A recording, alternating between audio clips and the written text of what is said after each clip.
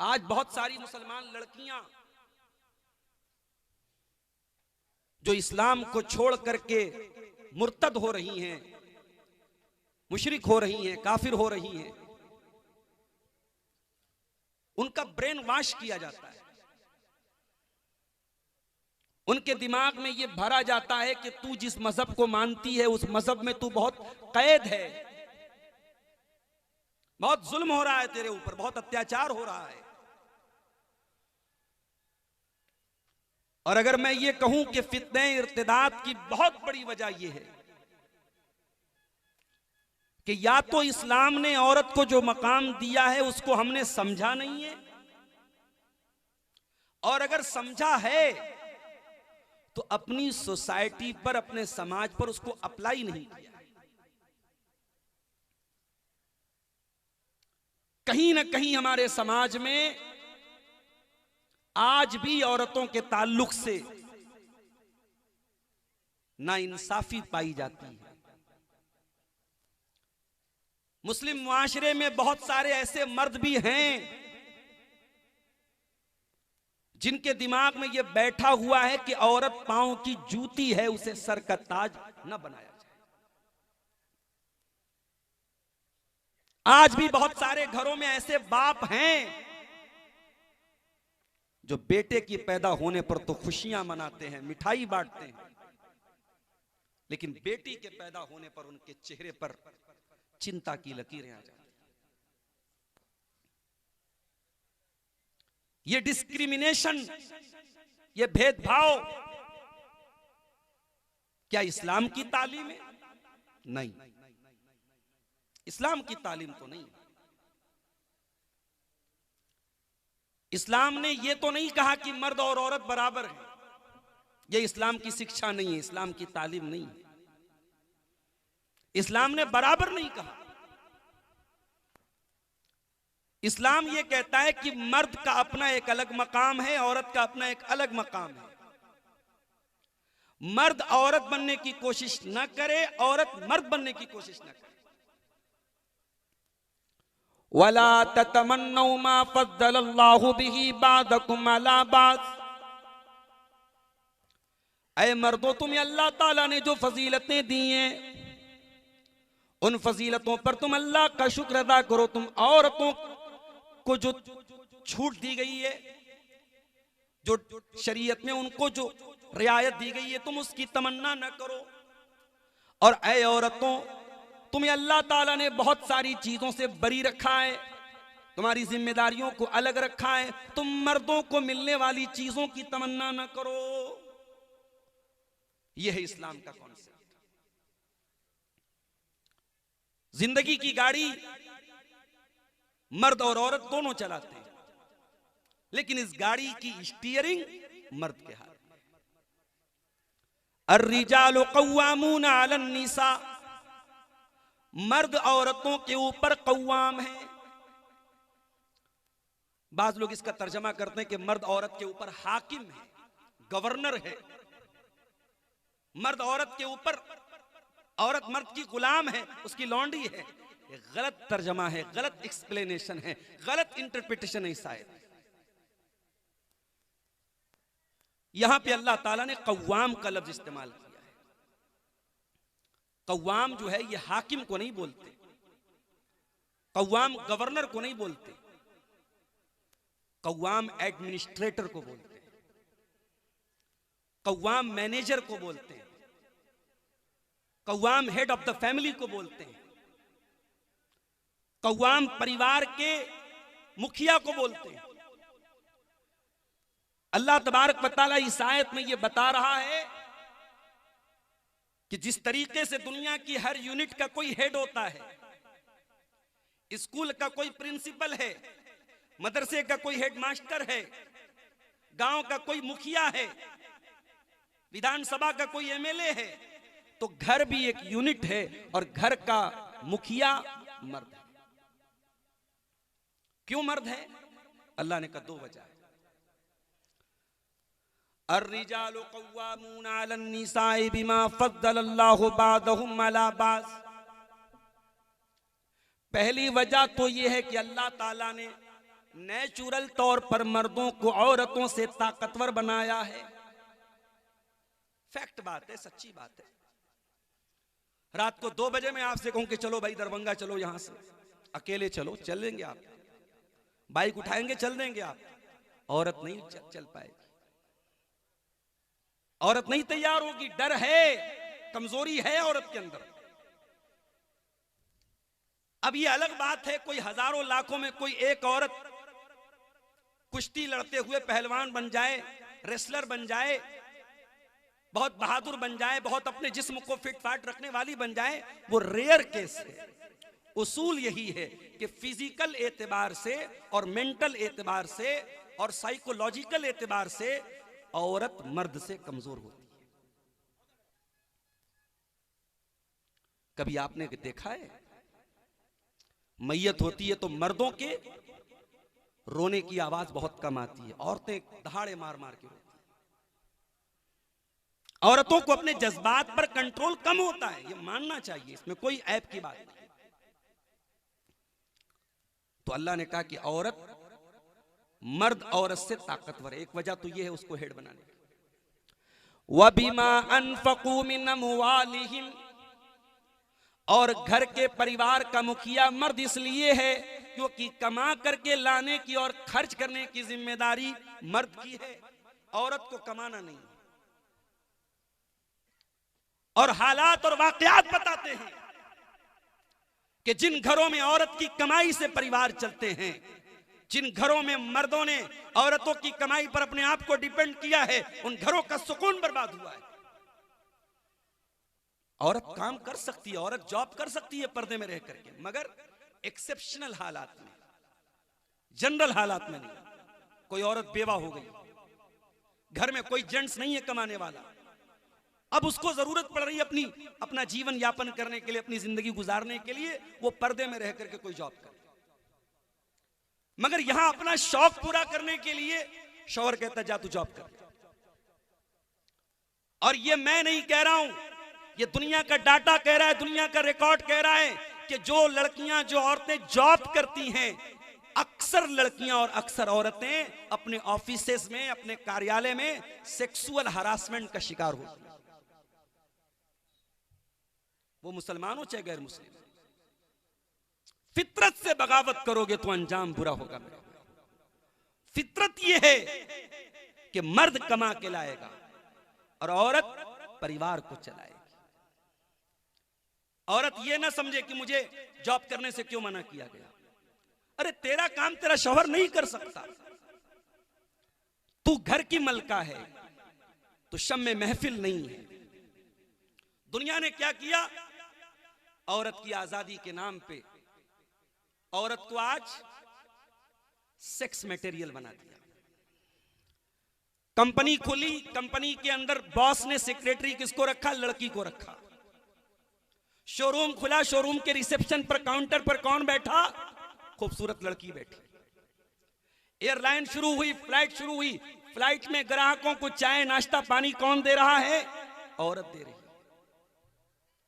ये औरत की इज्जत है, ये औरत को सम्मान दिया जा रहा है, नहीं, ये औरत को यूज किया जा रहा है, ये औरत को जलील किया जा रहा है, औरत को अपमानित किया जा रहा है।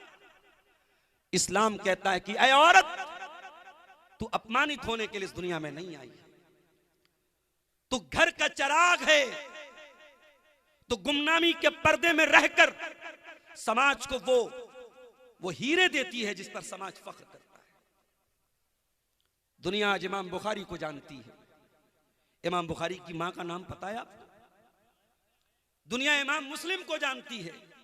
इमाम मुस्लिम की मां का नाम कोई जानता है? दुनिया इमाम अबू हनीफा का तस्करा करती है। इमाम अबू हनीफा की मां को कौन जानता है? दुनिया इमाम मालिक की हदीस की किताब पढ़ती है। इमाम मालिक की मां को कौन जानता है? दुनिया इमाम अहमद इब्ने हंबल की हिम्मत और शुजाअत के वाकयात पढ़ती है। इमाम अहमद इब्ने हंबल की मां को कौन जानता है? दुनिया इब्ने तैमिया के कारनामे जानती है। इब्ने तैमिया की मां को कोई नहीं जानता।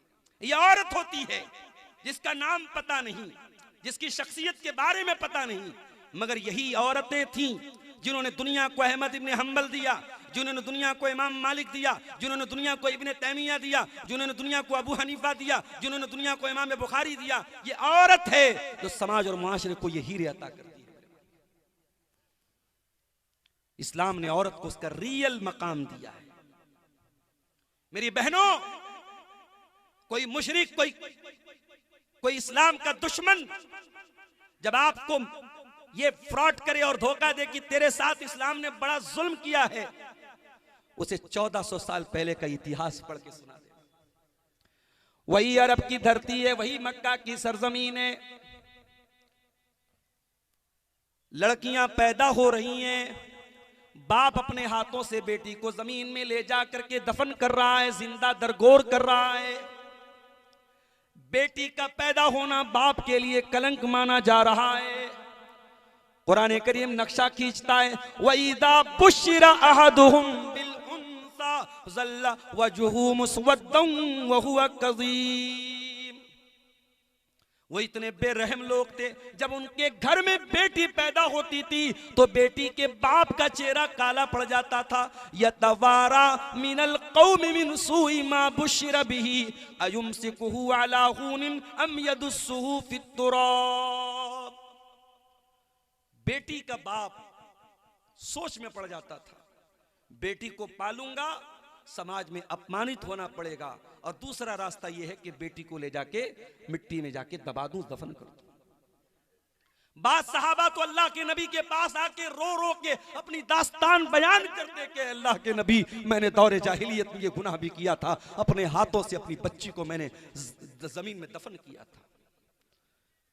मेरी प्यारी माँ और बहनों, इस्लाम ने इस अत्याचार को रोका, मेरे नबी ने इस अत्याचार को रोका और दुनिया को मैसेज दिया, पैगाम दिया कि बेटी जमीन में जिंदा दफन करने की चीज नहीं है, बेटी तो सीने से लगाने की चीज है। बेटी कलंक नहीं है, बेटी तो रहमत है। बेटी अफसोस करने की चीज नहीं है, बेटी तो खुशी मनाने की चीज है। कुरान की आयत नाज़िल हुई, वइज़ल मौऊदतु सुइलत बिअय्यि ज़ंबिन क़ुतिलत। इन बच्चियों को जिनको उनके माँ बाप ने जमीन में दफन किया है, मारा है, कत्ल किया है, इन बच्चियों के माँ बाप का हिसाब लिया जाएगा, पूछा जाएगा इन बच्चियों को क्यों मारा गया। आजकल सोशल मीडिया पर एक लाइन बहुत ज्यादा चल रही है, वो एक मछली के बारे में एक छोटी सी नज़्म बच्चों को नर्सरी में पढ़ाई जाती है। मछली जल की रानी है, जीवन उसका पानी है, हाथ लगाओगे डर जाएगी, बाहर निकालोगे मर जाएगी। किसी ने लिखा इस लाइन पर कि किसी ने सोचा नहीं था कि हाथ लगाओगे डर जाएगी, बाहर निकालोगे मर जाएगी। ये लाइन किसी ने मछली के लिए बनाई थी, किसी ने सोचा नहीं था कि ये दौर भी आएगा कि ये लाइन बेटियों के लिए सही और सटीक साबित हो जाएगी। आज बेटियों का हाल ये हो गया कि हाथ लगाओगे डर जाएगी, बाहर निकालोगे मर जाएगी। कितनी बच्चियां हैं मेरे भाई, मां के पेट में कत्ल कर दी जाती है। कितनी बच्चियां हैं हॉस्पिटलों के डस्टबिन में फेंकी पड़ी हैं।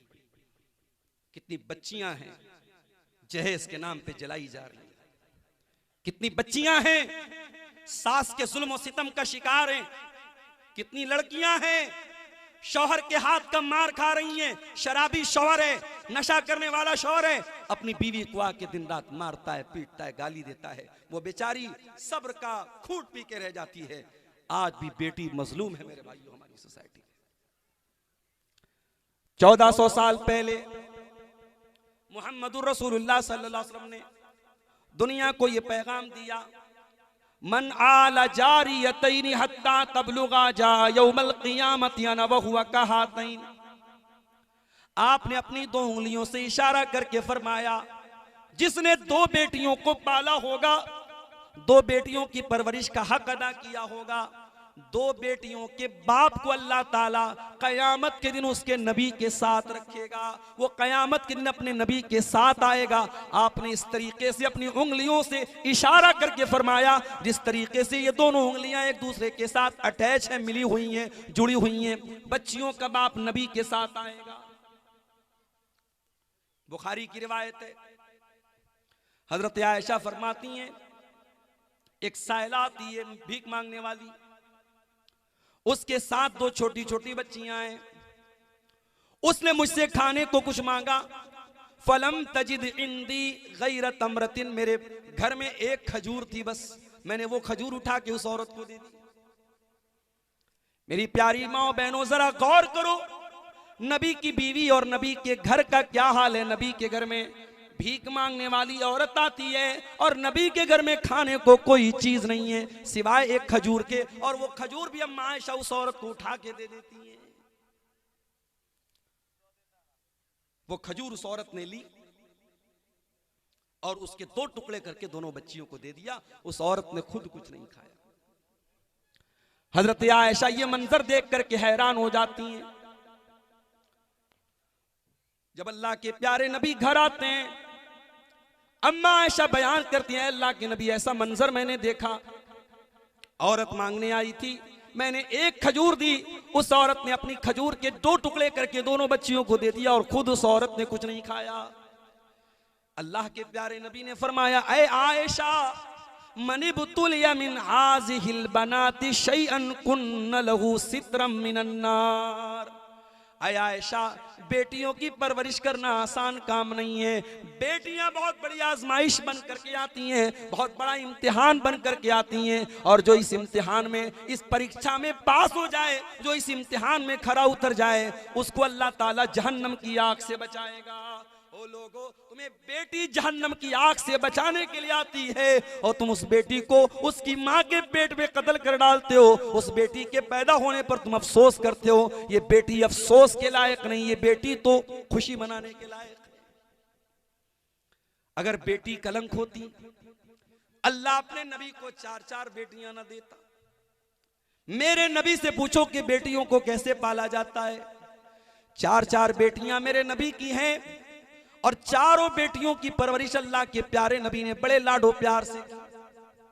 आपकी सबसे छोटी बेटी हजरत फातिमा ज़हरा रजी अल्लाह ताला अन्हा जब कभी मिलने के अपने बाप से आती थी, अपने अब्बा से आती थी, बुखारी की रिवायत है, अम्मा आयशा फरमाती हैं, रहबा बिइब्नतिही, अल्लाह के प्यारे नबी अपनी बेटी को मरहबा कहते थे, वेलकम कहते थे, खुशामदीद कहते थे।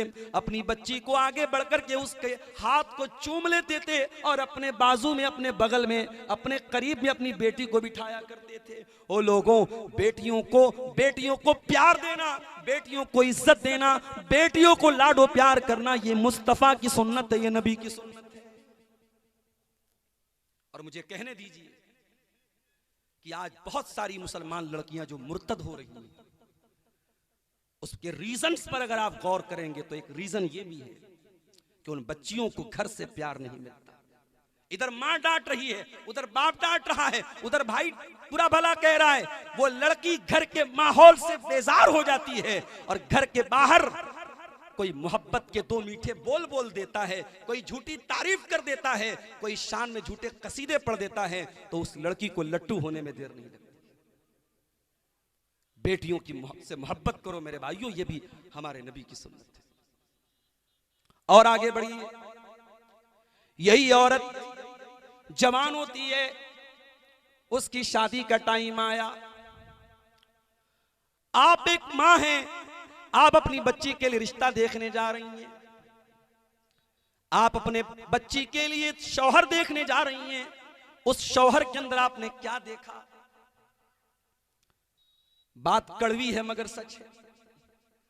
मैं हजारों ऐसे रिश्तों को जानता हूं, मां बाप को यह भी पता है कि इस लड़के का पास्ट बहुत गंदा है, पहले बहुत गंदा काम करता था, लड़का शराब भी पीता था, आज अच्छी जॉब पर आ गया, गवर्नमेंट जॉब में आ गया, अच्छा कमाने लगा, बिजनेस चल गया। लोग अपनी लड़की की शादी फट से कर देते हैं, कहते अरे यार शराब पीता था, कोई बात नहीं, हमारी बच्ची जाके संभाल ले। ऐसे भी घरों को मैंने देखा जहां पे वाज़े तौर पर, साफ तौर पर शिरकिया काम हो रहा है, जहां पे शिर्क हो रहा है वहां पर भी बेटियों का रिश्ता कर दिया जाता है, ये कह करके हमारी बेटी जाकर के माहौल को सुधार देगी, हमारी बेटी जाकर के वहां के दाग को साफ कर देगी। माफ करना मेरे प्यारे भाइयों, आपकी बेटियां कोई सर्फ एक्सेल तो नहीं है, कोई डिटर्जेंट पाउडर तो नहीं है कि आप उनके जरिए अपने दामाद के दाग को साफ करें और आप उसकी गंदगियों को साफ करें। जब रिश्ता देखने जाओ तो दीनदार दामाद तलाश किया करो, दीनदार रिश्ता तलाश किया करो। अल्लाह के नबी फरमाते हैं, इदा खतब इलैकुम मिम्मन तरज़ौना दीनहु व खुल्क़हु फज़व्विजू। जब तुम्हारे लड़कियों के लिए ऐसा रिश्ता आ जाए, लड़का दीनदार है, लड़का बाअखलाक है, तो उससे शादी कर दो। ये मत देखो कि कितनी प्रॉपर्टी है, कितना कमा रहा है। अगर खा कमा रहा है, इज्जतदार घर का लड़का है, दीनदार घर का लड़का है, अच्छे अखलाक वाला लड़का है, निकाह कर दो। अगर ऐसा नहीं करोगे जमीन में फितना और फसाद फैलेगा। आज रिश्ते की बड़ी कंडीशन हमारे यहाँ है। मेरा जुमला नोट कर लो, तुम निकाह को जितना मुश्किल बनाओगे जिना उतना आसान होता चला जाए। लड़कियों के रिश्ते आज अच्छे रिश्ते आते हैं, माँ बाप रिजेक्ट कर देते हैं, नहीं साहब हम नहीं करें। क्यों? घर बहुत छोटा है, घर बहुत छोटा, हमारी लड़की कहां रहेगी। हालांकि अपना घर ऑलरेडी बहुत छोटा है, मगर लड़की को कहां भेजेंगे? शीश महल में भेजेंगे। अपनी शर्तों को मेरे भाइयों थोड़ा डाउन करो, थोड़ा कम करो। दीनदारी है, रिश्ता कर दो। दुनिया के स्टैंडर्ड, दुनिया के मेयार पर अगर आप रिश्ते करने निकलोगे, लड़कियों की उम्र निकलेगी। ये जमाना सहाबा का नहीं है, ये जमाना ताबईन का नहीं है, ये कुर्बे कयामत का दौर है, ये फितनों का दौर है, ये इंस्टाग्राम का दौर है, ये सोशल मीडिया का दौर है, ये गंदगी के सैलाब का दौर है। अपने बेटों और बेटियों को इस गंदगी से बचाना है, निकाह को आसान करो। बेटी की शादी आपने कर दी, अब आपकी बेटी किसी की बीवी बन गई। अब जब ये बीवी बन के आई,